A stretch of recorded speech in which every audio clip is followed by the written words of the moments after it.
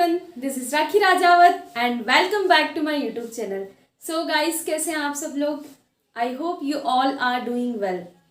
तो बच्चों, आज के वीडियो में हम कवर करने वाले हैं halo alkanes and halo arenes का एक टॉपिक, और वो है nature of C X bond.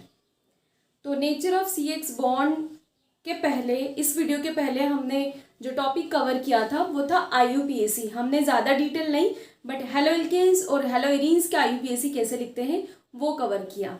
तो इस टॉपिक को शुरू करने से पहले, अगर आप इस चैनल पर नए हैं या अभी तक चैनल को सब्सक्राइब नहीं किया है तो please subscribe to my channel. और अगर आपको लगता है कि ये कंटेंट यूजफुल और हेल्पफुल है तो please share with your friends. So now let's get start. हम बात करेंगे nature of C X bond की।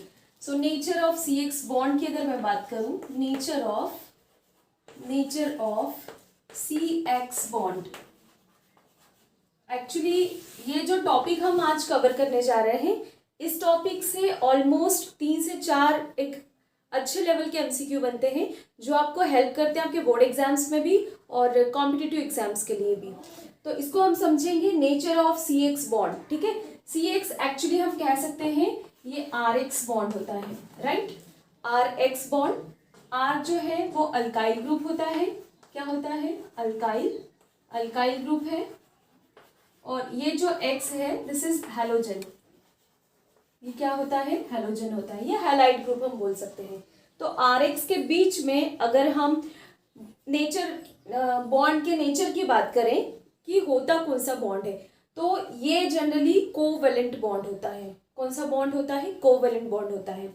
और अगर हम इसके बीच में देखें, R और X के बीच में, ठीक है, ये जो कोवेलेंट बॉन्ड है RX के बीच में, तो ये जो कोवेलेंट बॉन्ड है, क्या इसमें पोलैरिटी होती है या नहीं होती है, और होती है तो किस वजह से होती है? RX की अगर हम बात करें तो ये जो अल्काइल ग्रुप होता है, ठीक है, दिस इज हाइड्रोकार्बन पार्ट, और जो भी हाइड्रोकार्बन पार्ट होता है उसमें हम इसको CX अगर कंसिडर करें तो कार्बन, और इसको अगर कोई हेलोजन ले ले तो कार्बन और हेलोजन जो है उसमें एक डिफरेंस होता है, और वो होता है इलेक्ट्रोनेगेटिविटी डिफरेंस। इलेक्ट्रोनेगेटिविटी डिफरेंस, ठीक है, इलेक्ट्रोनेगेटिविटी डिफरेंस।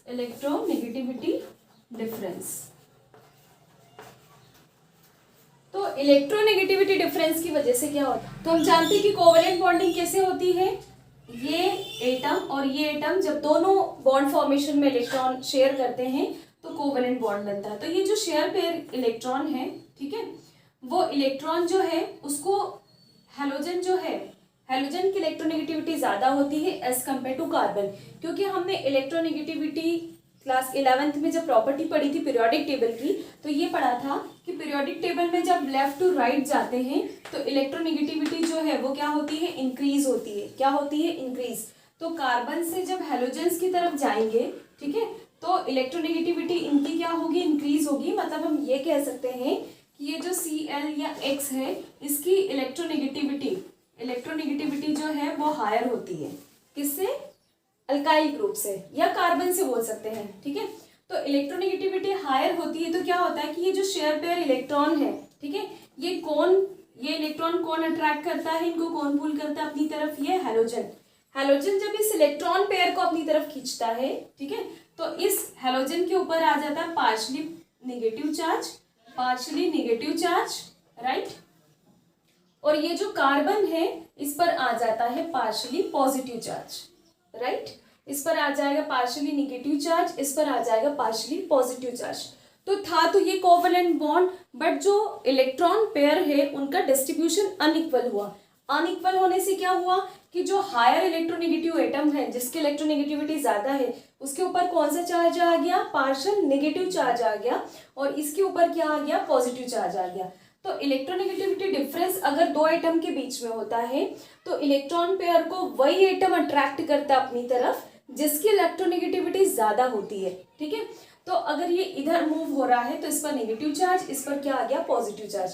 तो अगर हम CX बॉन्ड के नेचर की बात करें, किसकी बात करें? CX बॉन्ड के नेचर की बात करें, तो यहाँ पर पार्शली नेगेटिव चार्ज, इस पर पार्शली पॉजिटिव चार्ज, तो कैसा हो जाता है? ये पोलर नेचर क्या हो जाता है इसका, पोलर। दो डाइपोल बन रहे हैं, डाइपोल बन रहे हैं, और डाइपोल बने किसकी वजह से इस कोवेलेंट बॉन्ड में, ड्यू टू इलेक्ट्रोनेगेटिविटी डिफरेंस। तो इलेक्ट्रोनेगेटिविटी डिफरेंस की वजह से डाइपोल बना। तो ये जो CH बॉन्ड का नेचर हो जाता है, नेचर कैसा हो जाता है इसका, पोलर नेचर होता है, राइट। तो ये तो हमको समझ में आ गया कि CH बॉन्ड का नेचर पोलर होता है। और वो क्यों होता है, क्योंकि हेलोजन और कार्बन के बीच में इलेक्ट्रोनेगेटिविटी डिफरेंस होता है, और इलेक्ट्रोनेगेटिविटी डिफरेंस होने की वजह से जो हेलोजन है वो इलेक्ट्रॉन के पेयर को अपनी तरफ खींचता है, और इस पर आ जाता है पार्शियली नेगेटिव चार्ज, और कार्बन के ऊपर आ जाएगा पार्शियल पॉजिटिव चार्ज। डाइपोल बन गया, तो हम बोल सकते हैं कि इसका नेचर कैसा होता है, पोलर नेचर होता है। तो CH बॉन्ड का नेचर कैसा होगा, पोलर नेचर, ठीक है।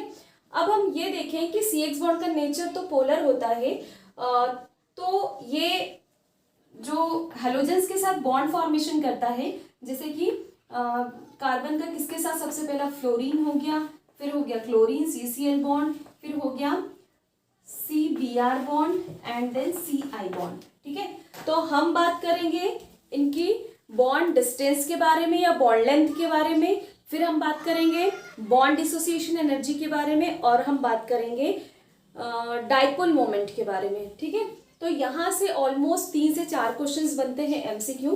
जैसे कि सबसे पहला तो ये होगा कि what is the nature of CH bond. तो CH बॉन्ड का नेचर कैसा होता है, पोलर, और ये क्यों होता है, due to electronegativity difference between halogen and alkyl group और कार्बन। तो अभी हम देख लेते हैं कि पोलर नेचर होने की वजह से इनकी जो बॉन्ड लेंथ है उस पर क्या इफेक्ट होता है, या इनमें से बॉन्ड लेंथ का ऑर्डर क्या होता है। तो ये ऑर्डर काफी टाइम एग्जाम्स में पूछा गया है, आप उसको देख सकते हो, ठीक है। तो इसको हम डिटेल में समझते हैं कि व्हाट इज द रीजन कि इनका ऑर्डर जो है इस तरीके से होता है या कैसा होता है, हम ये देखते हैं, राइट। तो अभी हम देख लेते हैं इसका बॉन्ड लेंथ का ऑर्डर क्या होता है, ठीक है। CX बॉन्ड लेंथ का ऑर्डर, राइट। तो CX बॉन्ड लेंथ का अगर हम ऑर्डर की बात करें, अगर R ग्रुप सेम हो, R ग्रुप क्या हो, सेम हो, तो हम बॉन्ड लेंथ की बात कर लेते हैं। किसकी बात कर लेते हैं, बॉन्ड लेंथ, बॉन्ड लेंथ, ठीक है। बॉन्ड लेंथ में अगर हम बात करें तो बॉन्ड लेंथ का जो ऑर्डर होता है, मतलब अगर हम बात करें ये R ग्रुप, कोई एक R ग्रुप है और ये F है, ठीक है। फिर RF हो गया, RCl हो गया, RBr हो गया, देन RI हो गया, ठीक है। हम जानते हैं, हमने पीरियोडिक टेबल में पढ़ा हुआ है कि जैसे ही आप पीरियोडिक टेबल में डाउन द ग्रुप जाते हो, ठीक है, ग्रुप्स में जब हम डाउन द ग्रुप जाते हैं तो साइज ऑफ द एटम क्या होता है, इंक्रीज होता है। क्या होता है, size of the atom increase होता है। मतलब अगर मैं बॉन्ड लेंथ में बात करूं किसके बीच की, RF के बीच की, ठीक है। तो ये R तो कॉमन है, R क्या है, सेम ग्रुप है, R वेरी नहीं कर रहा है, पर वेरी क्या कर रहा है, हेलोजन कर रहा है, ठीक है। और सपोज ये आपके पास क्या हो गया, फ्लोरीन हो गया, तो ये आपका C बॉन्ड, ये कार्बन, और ये कौन सा एटम हो गया, फ्लोरीन हो गया। तो ये बॉन्ड लेंथ क्या होती है, इंटरन्यूक्लियर डिस्टेंस जो दो एटम का होता है वो क्या होती है, बॉन्ड लेंथ। तो ये साइज, फिर उसके बाद अगर हम किसका, ये तो RF का हो गया, अगर हम देखें किसका, RBr का, तो ये साइज बढ़ता जाएगा। तो ये कॉमन है, लेकिन ये साइज थोड़ा सा क्या हो गया, बढ़ गया। फिर अगर हम बात करें RCl में होगा, ये RCl में, ठीक है। तो ये देखिए बॉन्ड लेंथ। उसके बाद हम बात करें RBr में, तो ये साइज तो कांस्टेंट है लेकिन ये बढ़ गया, ठीक है। तो ये देखिए बॉन्ड लेंथ इंक्रीज हो रही है। और लास्ट में RI, तो ये और भी बढ़ा, ये साइज कांस्टेंट, ये बढ़ गया, ठीक है। तो आप देख रहे हो कि जब हम डाउन द ग्रुप जा रहे हैं, मतलब फ्लोरीन, क्लोरीन, ब्रोमीन और आयोडीन, तो साइज ऑफ द एटम क्या हो रहा है, इंक्रीज हो रहा है। तो बॉन्ड लेंथ भी आप देखो कि क्या हो रही है, इनकी इंक्रीज हो रही है। तो बॉन्ड लेंथ का जो ऑर्डर है, ठीक है, तो इसकी बॉन्ड लेंथ सबसे कम होगी RF की, फिर RCl की उससे ज्यादा, RBr की उससे ज्यादा, और RI की उससे ज्यादा। आप इससे बहुत अच्छे तरीके से समझ सकते हो। ये क्वेश्चन आता है, what is the bond length order in alkyl halides, या जो हेलो एल्केन्स है उसमें हम किसके बीच में बात करते हैं, RF, RBr, डिफरेंट हेलोजन्स और सेम अल्काइल ग्रुप के बीच, ठीक है। तो किस पर डिपेंड कर रहा है, ये साइज ऑफ द एटम। जैसे जैसे नीचे जाएंगे तो साइज ऑफ द एटम बढ़ता है, तो बॉन्ड लेंथ भी क्या होगी, उसकी इंक्रीज होगी। तो हम बोल सकते हैं कि इसकी बॉन्ड लेंथ कम होती है इससे, फिर इसकी इससे, और this is the order, this is the order of bond length. मतलब जो आर आई होगा इसकी bond length is greater then these and this, ठीक है, इस तरीके से। सबसे कम किसकी होगी? फ्लोरीन, क्योंकि साइज कैसा होता है? सबसे छोटा। अब यहीं पर हम समझ लेते हैं कि बॉन्ड एंथैल्पी क्या होगी इनकी। बॉन्ड एंथैल्पी की अगर मैं बात करूं, बॉन्ड एंथैल्पी, ठीक है। बॉन्ड एंथैल्पी देखो, जब दो एटम के, या हम ये बोलते हैं कि जब साइज छोटा होता है तो वो स्ट्रॉन्ग फोर्स ऑफ अट्रैक्शन से जुड़ा हुआ होता है, ठीक है। तो अगर मैं बॉन्ड स्ट्रेंथ की भी हम बात करें तो इसकी बॉन्ड स्ट्रेंथ ज्यादा होगी। स्ट्रेंथ मतलब मजबूती बॉन्ड की। तो ये क्योंकि छोटे हैं तो ये अच्छे से एक दूसरे से जुड़े हुए हैं पास पास, तो इसकी बॉन्ड स्ट्रेंथ ज्यादा है, ठीक है। मतलब बॉन्ड को अगर डिसोसिएट करना चाहें तो एनर्जी क्या लगेगी? इसको ज्यादा लगेगी। एनर्जी क्या लगेगी? ज्यादा। जैसे जैसे डिस्टेंस बढ़ता जाता है तो इंटरैक्शन एटम्स का क्या होता जाता है? कम होता जाता है, ठीक है। तो जैसे जैसे लेंथ बढ़ती गई तो बॉन्ड की जो स्ट्रेंथ है वो क्या होती जाती है? कम होती जाती है, ठीक है। तो अगर मैं बॉन्ड डिसोसिएशन एनर्जी की बात करें हम सेकेंड पॉइंट में, आप इससे एक पहले ये समझ लो कि छोटा साइज तो अच्छे से हेल्ड किया एक दूसरे को, फिर साइज जैसे जैसे बढ़ता जा रहा है तो वो बॉन्ड लूज होता जा रहा है। साइज जैसे ही हैलोजन का बढ़ रहा है तो बॉन्ड लेंथ बढ़ रही है और उनके बीच की जो स्ट्रॉन्गनेस है वो भी क्या, स्ट्रेंथ क्या है, हो रही है, कम हो रही है। मतलब अगर इस बॉन्ड को ब्रेक करना चाहे तो एनर्जी ज्यादा लगेगी, ठीक है। इसको ब्रेक करना चाहे तो इससे कंपैरेटिवली कम लगेगी और इसकी कम, और सबसे कम लगेगी आर आई को। तो हम समझ लेते हैं बॉन्ड डिसोसिएशन का ऑर्डर। आई होप कि आपको समझ में आया कि बॉन्ड लेंथ का ऑर्डर क्या होगा। सबसे ज्यादा बॉन्ड लेंथ आर आई की, then R B R, then R C L, then R F. So let's move to the bond dissociation enthalpy order.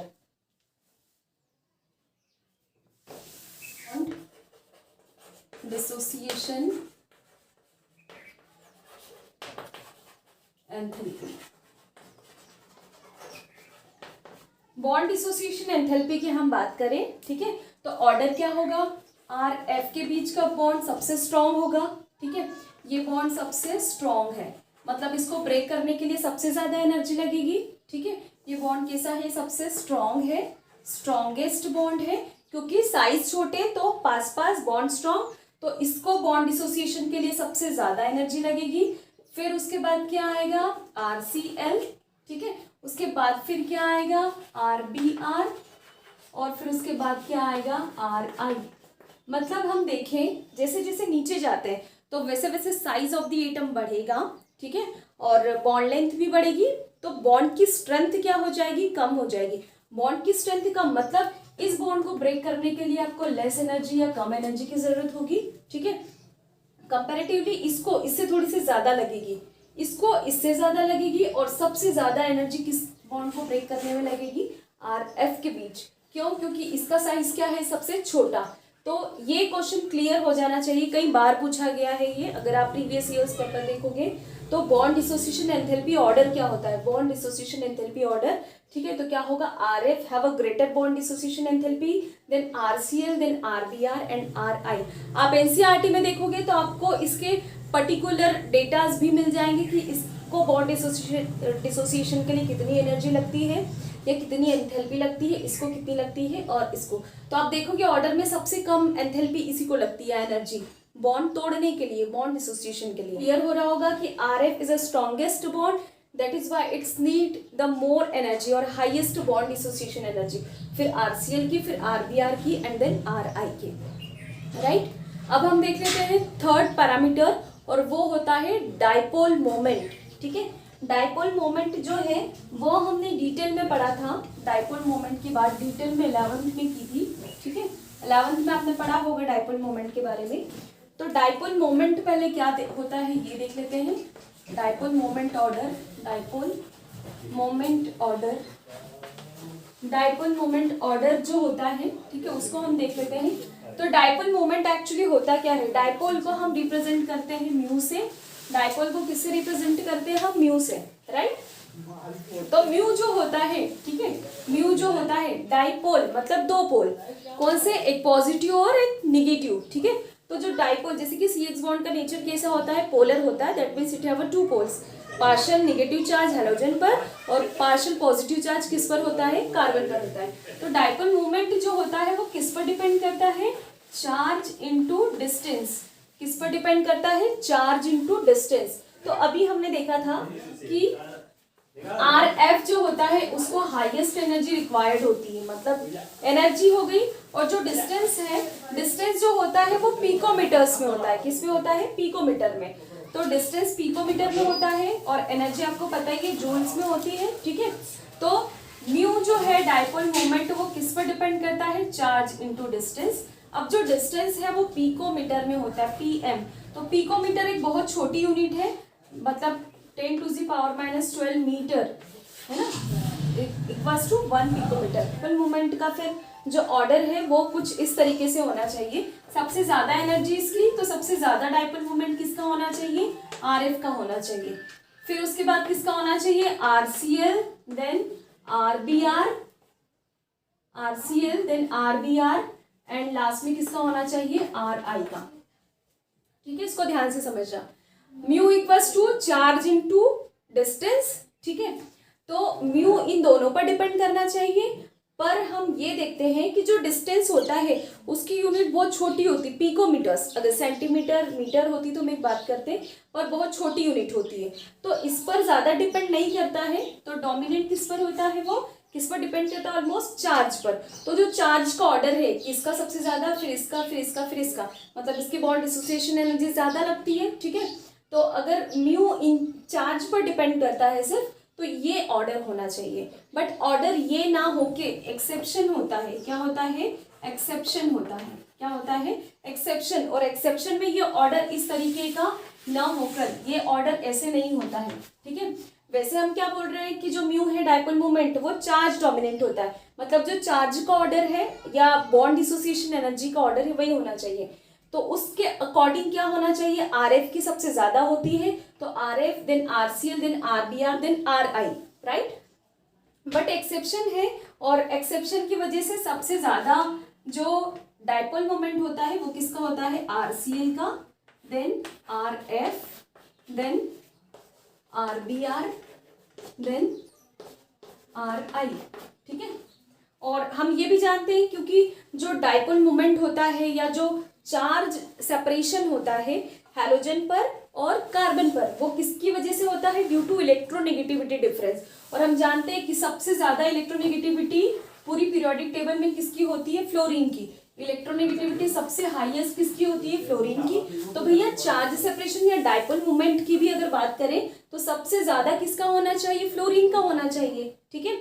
But ये ना होते हुए एक्सेप्शन क्या है कि इसमें हो जाती है सबसे ज्यादा क्लोरीन की, है ना, मतलब डायपोल मोमेंट आरसीएल का ज्यादा हो जाता है, फिर आरएफ, फिर आरबीआर और आरआई, ठीक है। तो इसमें कौन सा फैक्टर काम करता है? अगर आप देखोगे एनसीईआरटी में तो जो डेटा दिए हुए हैं किसमें? आरएफ की बॉन्ड लेंथ या डिस्टेंस की बात कर रहे हैं हम, ये डिस्टेंस या बॉन्ड लेंथ बोल सकते हैं। और जो आरसीएल है, ठीक है, इनकी बॉन्ड लेंथ में बहुत डिफरेंस है, ठीक है। बॉन्ड लेंथ अगर आप देखोगे तो ज्यादा डिफरेंस है, तो इसकी बॉन्ड लेंथ इससे बहुत ज्यादा है, तो इसकी ज्यादा है ना, इसलिए ये जो है म्यू या डायपोल मोमेंट है आरसीएल के लिए जितना चार्ज पर डोमिनेंट नहीं है उतना किस पर है? डिस्टेंस पर है। किस पर है? डिस्टेंस पर है। तो यहां हम बोल सकते हैं कि बाकी वाले हैलोजेंस में तो सेम रूल वर्क कर रहा है कि ये डिस्टेंस पिकोमीटर में होती है, तो डिस्टेंस पर इतना डिपेंडेंट नहीं होता है। डायपोल मोमेंट किस पर डिपेंड करता है? चार्ज पर डिपेंड करता है। पर आरसीएल के केस में क्योंकि आरएफ से बहुत ज्यादा बॉन्ड लेंथ होती है किसकी? आरसीएल की, तो यहाँ पर मतलब मैं ये बात करूं कि आरसीएल के लिए जो म्यू है वो चार्ज पर न डिपेंड करते हुए किस पर डिपेंड करता है? डिस्टेंस पर। तो इसका डिस्टेंस बहुत ज्यादा होता है इसमें, इसलिए ये क्या होता है कि म्यू जो है इस पर डिपेंड कर रहा है, इसलिए इसका क्या हुआ? आरसीएल का डायपोल मोमेंट ज्यादा हुआ। ध्यान से समझना, आरसीएल यहाँ पर वैसे म्यू चार्ज पर डिपेंड करता है डायपोल मोमेंट, क्योंकि ये छोटी यूनिट है, पिकोमीटर्स में है, इसलिए किस पर डिपेंड कर रहा है? चार्ज में। पर एक्सेप्शन क्या है? तो उसके अकॉर्डिंग ये ऑर्डर होना चाहिए, पर ये न होते हुए आरसीएल पहले आता है, मतलब इसका डायपोल मोमेंट कंपैरेटिवली आरएफ ज्यादा होता है, ठीक है। और ऑर्डर ये होता है, तो राइट ऑर्डर क्या होगा आपका? ये RCl is greater than RF than RBr than RI। और ये होता किस वजह से है कि बाकी इन तीनों में वो म्यू डिपेंड करता है चार्ज पर, ठीक है, बट RCl के केस में डिपेंड करता है ये किस पर, डिस्टेंस पर। और अगर हम डेटा देखें NCERT के तो इसके और इसके बॉन्ड लेंथ में या डिस्टेंस में बहुत डिफरेंस है। RF से ज्यादा किसकी है, RCl की है। इसलिए RCl में जो म्यू है वो चार्ज पर न डिपेंड करते हुए डोमिनेंट कहाँ हो गया, डिस्टेंस पर हो गया। इसीलिए ये एक्सेप्शन ऑर्डर ऐसा हो जाता है। तो आपने इस तरीके का ऑर्डर जरूर देखा होगा, बट अगर रीजन नहीं पता हो तो आई होप कि यहाँ से समझ में आ रहा होगा। RCl में म्यू डिपेंड हो जाता है डिस्टेंस पर, क्योंकि इसके डिस्टेंस, बॉन्ड डिस्टेंस में बहुत डिफरेंस होता है RF और RCl दोनों के। तो यहाँ पर डोमिनेंट इस पर हो जाता है और इसका डाइपोल मोमेंट क्या हो जाता है, हाई हो जाता है। तो ऐसा न होते हुए डाइपोल मोमेंट का ऑर्डर क्या है, ये सही है। RCl has a greater dipole moment than RF than RBr than RI, ठीक है। तो आई होप कि ये समझ में आ रहा होगा आज हमने जो भी कवर किया है ना। CX बॉन्ड का नेचर पोलर होता है और वो क्यों होता है, ड्यू टू इलेक्ट्रोनेगेटिविटी डिफरेंस। और पोलैरिटी जनरेट होती है इलेक्ट्रोनेगेटिविटी डिफरेंस हैलोजेंस के बीच और किसके बीच होता है, कार्बन के बीच। और उससे जो भी पैरामीटर्स हैं उसके CX बॉन्ड के, वो हमने देखे, उनका ऑर्डर देखा, जो स्पेशली एग्जाम में आता है, MCQ में स्पेशली आता है, ठीक है। तो 4 क्वेश्चंस यहाँ से क्लियर होते हैं। एक तो CX बॉन्ड का नेचर पोलर होता है, दूसरा बॉन्ड लेंथ क्या होती है इनकी, बॉन्ड लेंथ का ऑर्डर, बॉन्ड एनर्जी या बॉन्ड डिसोसिएशन एनर्जी का ऑर्डर, और जो लास्ट वाला है वो डाइपोल मोमेंट का ऑर्डर। और डाइपोल मोमेंट का एक्सेप्शन ये क्यों होता है ये हमने देखा। तो आई होप कि जो हमने आज कवर किया वो आपको समझ में आया हो, और वीडियो अच्छा लगा तो प्लीज़ सब्सक्राइब और शेयर करना ना भूलें। नेक्स्ट टॉपिक को कवर करेंगे हम नेक्स्ट वीडियो में। Till then bye bye, take care.